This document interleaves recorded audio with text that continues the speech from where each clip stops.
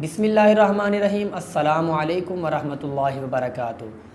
پیارے دوستو، چند دن قبل عراق میں ایک شادی کے دوران ایک خطرناک قسم کا حادثہ پیش آیا جس میں کافی لوگوں کی جانیں چلی گئیں۔ تو آج کی اس ویڈیو میں ہم مفتی صاحب سے اس حادثے کے بارے میں مکمل معلومات جانیں گے، یعنی کہ وہ حادثہ کس طرح ہوا، اس حادثے میں کتنے لوگوں کی جانیں چلی گئیں، اور اس کے علاوہ بھی بہت سی معلومات آپ کو آج کی اس ویڈیو میں انشاءاللہ ملے گی۔ آپ آج کی ہماری اس ویڈیو کو ابھی سے لائک کر کے ہمارے چینل زہد کے فیکٹس کو سبسکرائب کر لیں، تو پھر ہم بغیر ٹائم ویسٹ کیے آج کی اس انٹرسٹنگ ویڈیو کو شروع کرتے ہیں۔ سوشل میڈیا پر سعودی عرب کی یہ ویڈیوز 2-3 دنوں سے بہت زیادہ وائرل ہو رہی ہے، چاہے فیس بک ہو، انسٹاگرام ہو، یا پھر ٹویٹر ہو، یا پھر واٹس ایپ گروپ میں ہو، بہت زیادہ وائرل ہے۔ لوگ اس کو شیئر کر رہے ہیں، اس کے پیچھے کی الگ الگ کہانی بتا رہے ہیں، اور اس کے پیچھے کی جو حقیقت ہے شاید آپ لوگوں کو پتا ہوگی۔ اگر نہیں پتا ہے تو آج ہم آپ کو بتانے والے ہیں کہ اس کے پیچھے کا واقعہ کیا ہے، اس ویڈیو کی حقیقت کیا ہے۔ اس ویڈیو میں آپ دیکھ سکتے ہیں کہ بہت سارے سعودی لوگ ایک جگہ اکٹھا ہے، کوئی اپنا جبہ اتار رہا ہے، کوئی اپنا رومال اتار رہا ہے، یہاں تک کہ کوئی اپنا بنیان بھی اتار رہا ہے، اور عزت اور فخر سمجھے جانے والی اپنی دستاریں اتار کر پھینک رہے ہیں، تو کوئی اونٹوں کی طرح اپنے گھٹنوں کو باندھ کر نیچے بیٹھ رہا ہے، کوئی اپنے خنجر تلواریں زمین میں گاڑ رہا ہے، اور کچھ تو اپنے سروں پر مٹی ڈال رہے ہیں۔ یعنی عجیب و غریب حرکتیں یہ سعودی لوگ کر رہے ہیں۔ ان کو دیکھ کر لوگ سوچ میں پڑ گئے ہیں کہ یہ سعودیوں کو ہوا کیا ہے، یہ لوگ ایسا کیوں کر رہے ہیں۔ بہت سارے لوگ جاننا چاہتے ہیں کہ یہ ماجرا کیا ہے، اس کی پیچھے کی حقیقت کیا ہے۔ تو میں آپ کو بتا دوں کہ اس کے پیچھے ایک بہت دردناک کہانی ہے، ایک بہت غمناک واقعہ ہے۔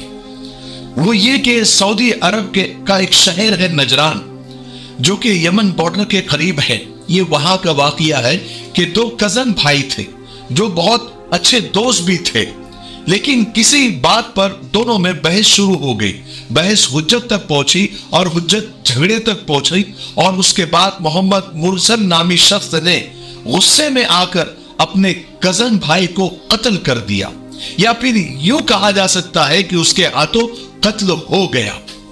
بہرحال قتل ہونے کے بعد پولیس آ کر محمد مرسل کو گرفتار کرتی ہے اور اسے جیل میں ڈال دیتی ہے۔ چونکہ سعودی عرب میں شریعہ قانون چلتا ہے، وہاں پر کسی کا فون کال نہیں چلتا، کسی نیتا کی پرچی نہیں چلتی، یا رشوت نہیں چلتی۔ شریعت میں خون کا بدلہ خون ہے، قصاص، قتل کے بدلے قتل۔ بہرحال محمد مرسل کو پولیس گرفتار کرتی ہے، کورٹ میں کیس چلتا ہے، اور ایک دن قتل ثابت ہو جاتا ہے۔ وہ بھی ایسے سالوں سال نہیں کہ 10 سال ہو گئے، 20 سال ہو گئے۔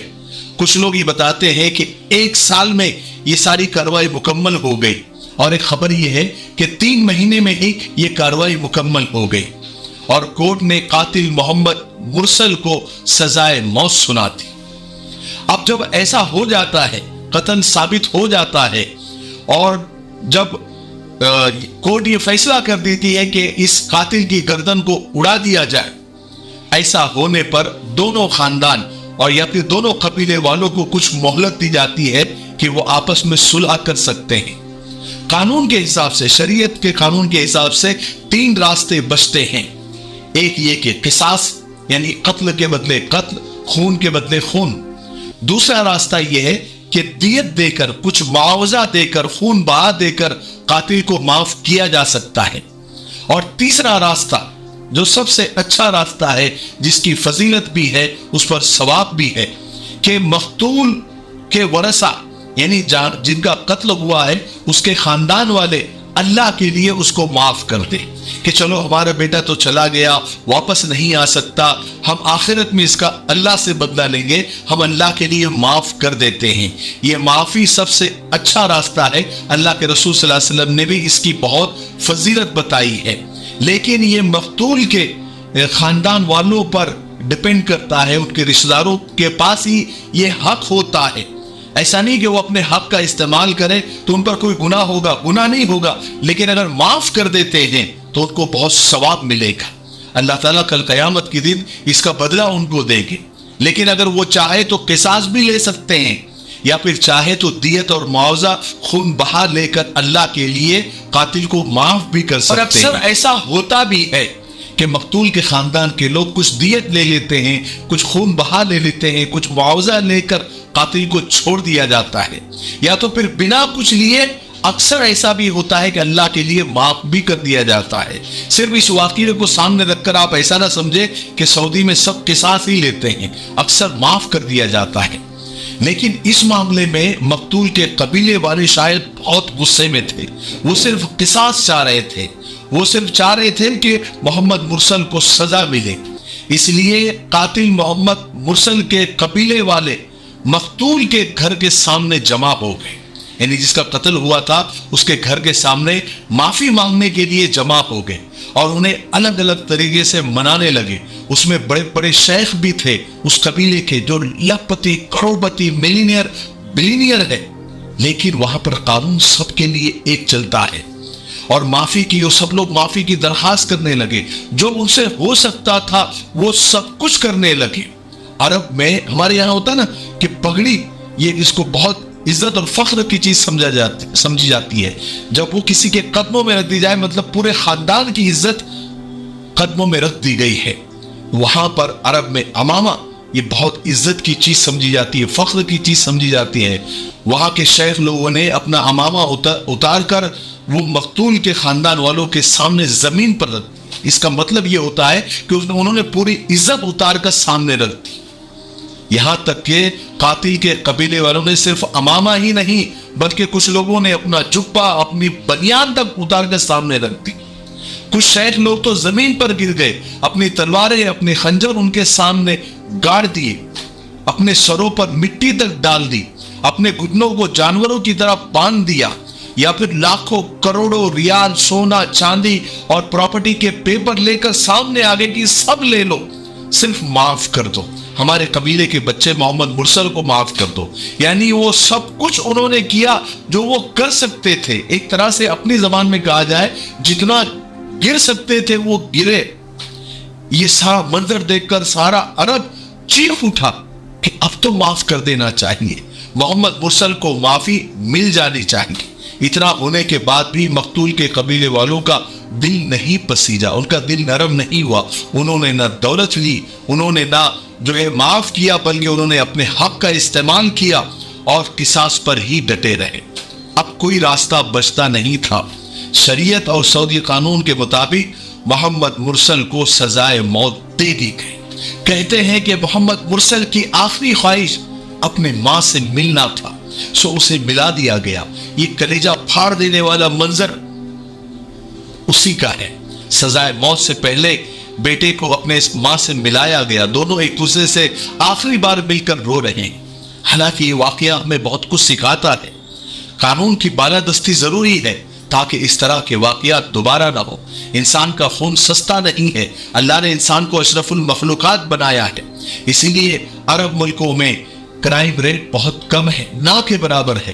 قانون سے بڑھ کر، شریعت سے بڑھ کر کچھ نہیں ہے. ایک ہی قانون سب کے لیے. اس میں کوئی وسیلہ نہیں، کسی بڑے آدمی کا لیٹر نہیں، کوئی پیسوں کا لین دین نہیں، کوئی خاندانی روب نہیں، کوئی عہدے پد کا استعمال نہیں، کوئی رشوت نہیں. قانون سب کے لیے برابر ہے.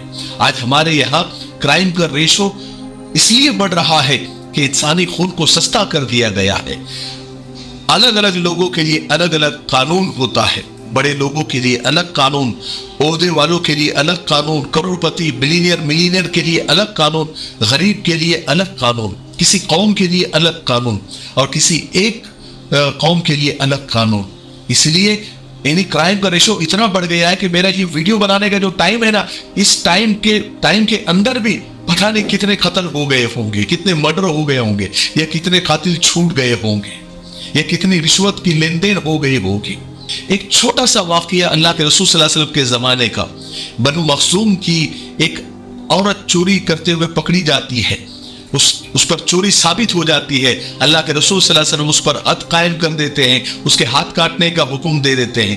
چونکہ وہ فاطمہ ایک بڑی عزت دار قبیلے سے تھی، تو اس قبیلے کے لوگ یہ چاہ رہے تھے کہ सजा में कुछ रियायत हो जाए या माफी मिल जाए या फिर कुछ और ऐसा हो जाए कि उसके हाथ कटने से बच जाए, लेकिन किसी की हिम्मत हो नहीं रही थी।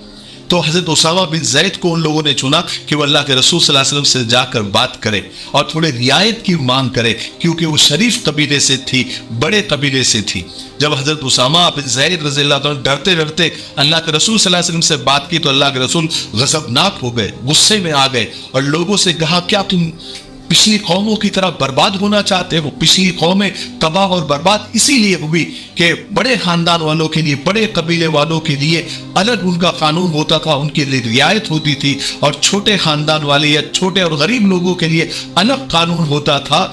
इसलिए ये भेदभाव की वजह से कितनी कौमें तबाह और बर्बाद हो गई। और फरमाया कि अल्लाह की कसम जिसके कब्जे में मेरी जान है, अगर मेरी बेटी फातिमा भी होती तो मैं उसके हाथ काट देता। ये होता है कानून, और ये होती है कानून की बालादस्ती। और यही अल्लाह, अगर ये कानून दुनिया में जो है कायम हो जाए तो क्राइम ना के बराबर हो जाएगा। ठीक है, मुझे उम्मीद है कि आज की वीडियो से हमें बहुत कुछ सीखने को मिला होगा।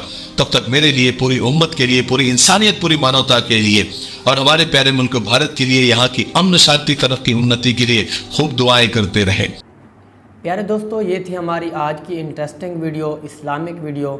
अगर ये वीडियो आपको पसंद आई है, इस वीडियो में आपको कुछ सीखने को मिला है, तो आप इस वीडियो को कमेंट सेक्शन में एक मरतबा अल्लाह अकबर लाजमी लिखें, ताकि अल्लाह का नाम बुलंद हो सके और हमें मालूम हो सके कि आप इस्लामिक वीडियोज़ को पसंद करते हैं, और हम आइंदा भी आपके लिए ऐसी इस्लामिक वीडियोज़ बर वक्त लाने की कोशिश कर सकें।